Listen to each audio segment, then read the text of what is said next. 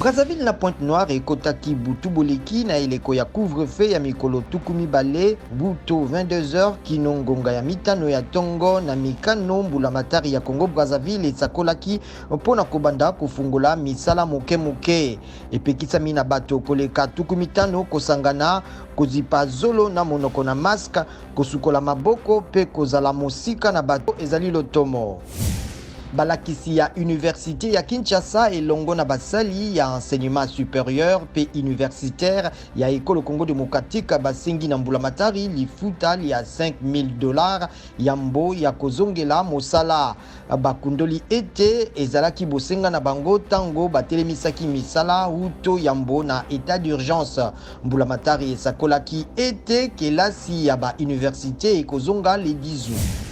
Police epanzaki lobi na Kisangani bato balingaki kotambola pona kosenga bolongwi ya mokambi ya etuka ya Chopo kolanda motion ya censure ekoisaki ye na assemblée provinciale na libandela ya Sanza. Cour d'appel elongisaki mokambi ya etuka lui wale lufungula na koloba ete mikanda ya likita ya assemblée provinciale likoisaki ye lizangaki manzaka ya mokambi pe ya molobeli ya ndako eye ya bokeli mibeko.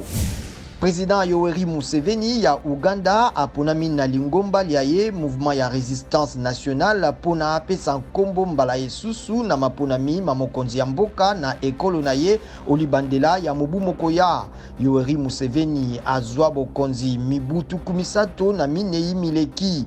Opposant Robert Kyagulanyi oyo ayebana lokola alanga nzembo Bobi Wine asakolaki ete akowela pe maponami mango.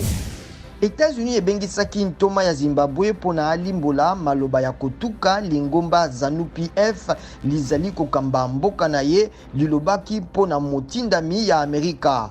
Molobeli ya ZANU-PF abengaki motindami ya Amerika moto ya yauli oyo alingi kokweyisa nkita ya Zimbabwe pe kotinda bato kokita obalabala mpe alakaki kobengana ye na Harare.